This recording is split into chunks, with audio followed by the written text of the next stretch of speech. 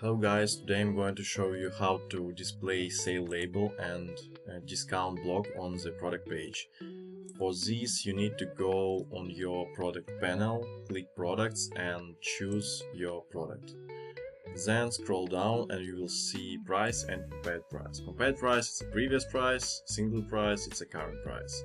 So it means that this price need to be bigger. For example, I will change this field and click save.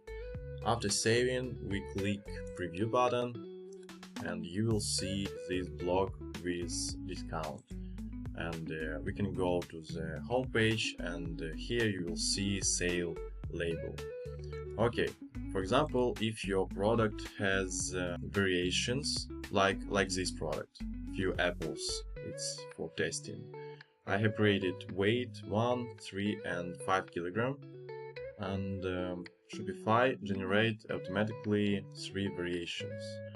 After this, we can click on one of these variation, for example 1 kilogram, and here you will see the same block, price and compared price.